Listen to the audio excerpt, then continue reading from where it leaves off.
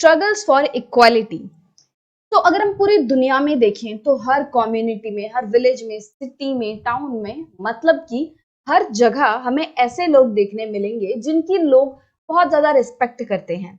क्यों रिस्पेक्ट करते हैं? क्योंकि उन्होंने किसी डिस्क्रिमिनेशन के खिलाफ आवाज उठाई, उनके साथ होने वाले किसी अन्याय, किसी भेदभाव के खिलाफ उन्होंने आवाज उठाई, या फिर उन्होंने किसी और के साथ होने वाले डिस्क्रिमिनेशन के खिलाफ आवाज उठाई, राइट।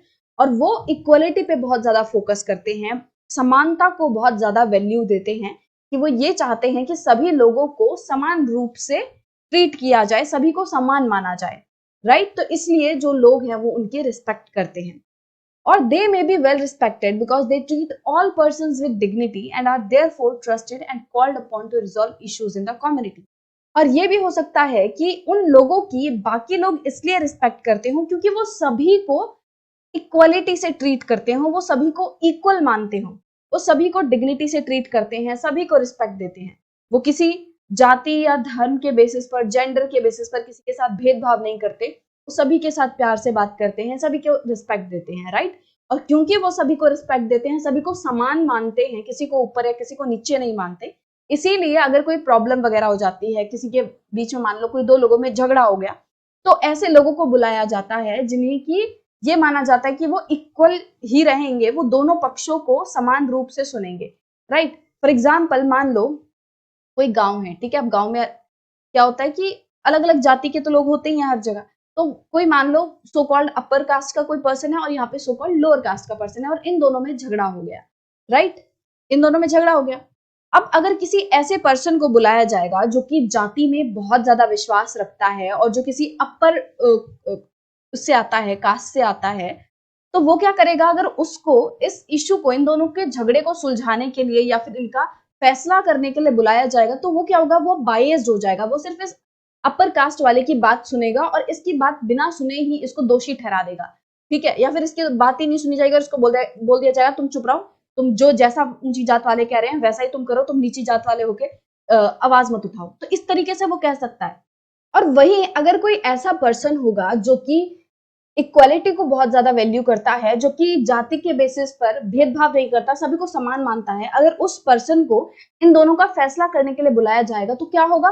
वो इसकी बात भी सुनेगा, वो इसकी बात भी सुनेगा, और जो उसे सही लगेगा, जो सच में सही बात होगी, वो फैसला सुना देगा कि भाई तुम गलत हो या तुम गलत हो। वो मतलब कि अनबायस्ड होके, बिना भेदभाव किए वो अपना फैसला सुनाएगा, राइट। तो इसीलिए अगर किसी कम्युनिटी में ऐसा पर्सन है जो कि इक्वालिटी को बहुत ज्यादा महत्व देता है, तो लोग उस पर्सन की बहुत ज्यादा वैल्यू करते हैं और उस पर्सन को कम्युनिटी में इश्यूज वगैरह सॉल्व करने के लिए उसको बुलाते हैं कि आप हमारा फैसला कीजिए।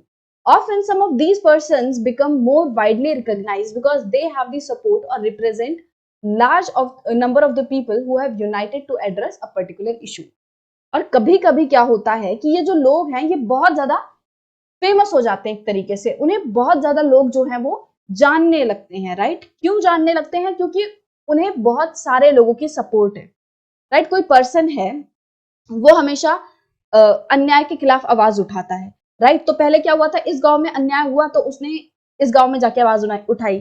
फिर उसे पता चला कि अच्छा, बगल वाले गांव में भी किसी के साथ अन्याय हो रहा है, तो वो इस वाले गांव में भी जाके आवाज उठाने लग गया। फिर तीसरे में भी सुना।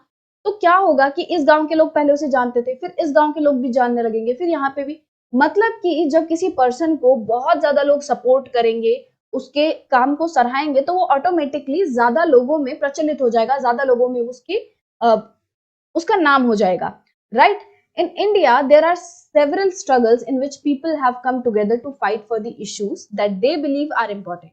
तो इंडिया में भी बहुत बार ऐसा हुआ है, बहुत सारे स्ट्रगल्स हुए हैं, बहुत सारे संघर्ष हुए हैं, जिसमें लोग एक साथ इकट्ठे हुए हैं, जिन्होंने एक साथ जुट होकर आवाज उठाई है किसी ऐसे इश्यू के खिलाफ, किसी ऐसे मुद्दे के खिलाफ जो कि वो मानते हैं कि बहुत ही इंपॉर्टेंट है। उस इश्यू के खिलाफ, उस इश्यू के लिए आवाज उठाना जो है बहुत ज्यादा इंपॉर्टेंट है, वरना बहुत लोगों को नुकसान होगा, राइट। तो कोई अगर ऐसा इश्यू है जिससे बहुत लोगों को दिक्कत हो रही है, तो वो सभी लोग जिनके साथ वो दिक्कत हो रही है, या वो सभी लोग जो कि उन लोगों को सपोर्ट करते हैं, क्या होता है, ये सभी लोग इकट्ठे हो जाते हैं और फिर उस अन्याय के खिलाफ आवाज उठाते हैं, राइट।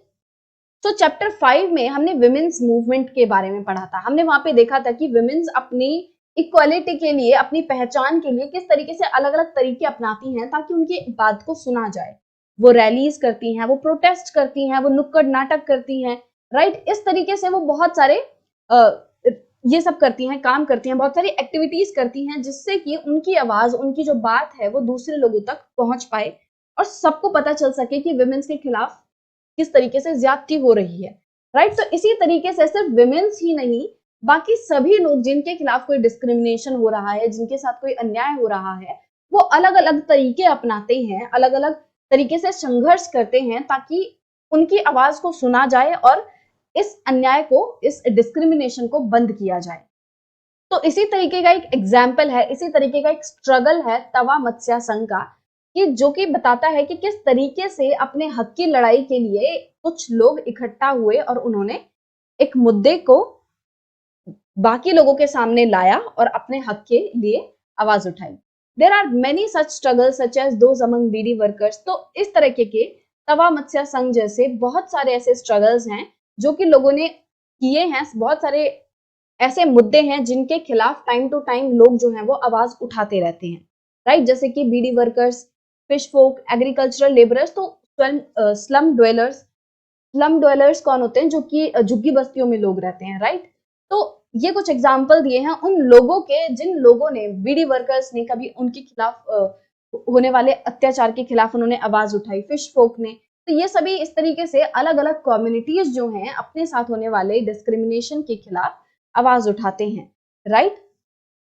और सभी लोग जो हैं वो अलग अलग तरीके अपनाते हैं, अपने ही तरीके में वो लोग अपने इस संघर्ष को आगे बढ़ाते हैं, राइट। अपने इस जो उनके साथ डिस्क्रिमिनेशन हो रहा है उसके खिलाफ आवाज उठाते हैं।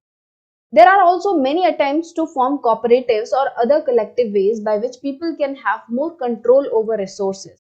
तो A Shirt in the Market वाले चैप्टर में हमने पढ़ा था कि किस तरीके से वीवर्स की जो कोऑपरेटिव है वो बनती है, राइट। और कोऑपरेटिव्स क्या होती हैं? कोऑपरेटिव से लोगों को बहुत ज्यादा फायदा होता है। हमने उस चैप्टर में भी पढ़ा था कि किस तरीके से जब लोगों का कोई कॉमन इंटरेस्ट होता है, कि मान लो बहुत सारे शॉपकीपर्स हैं, राइट। तो वो क्या करेंगे? वो एकजुट हो जाएंगे। क्यों? They have something common in them, right, because they all are shopkeepers. If there are some people like there are fisherman, right, what if something wrong is happening with them, with all of them, what they would do, they would come together and will fight against this discrimination, right। तो ये लोग क्या करते हैं? एकजुट हो जाते हैं। जब कुछ कॉमन इश्यूज होते हैं, जब उन लोगों के साथ, सभी के साथ कुछ गलत हो रहा होता है, तो वो लोग क्या करते हैं? एकत्रित हो जाते हैं, इकट्ठे हो जाते हैं और फिर अपने उन इश्यूज को खुद सॉल्व करने की कोशिश करते हैं, राइट। जैसे हमने कोऑपरेटिव्स में देखा था कि उन्हें रॉ मटेरियल कोई और लाके देता है, रॉ मटेरियल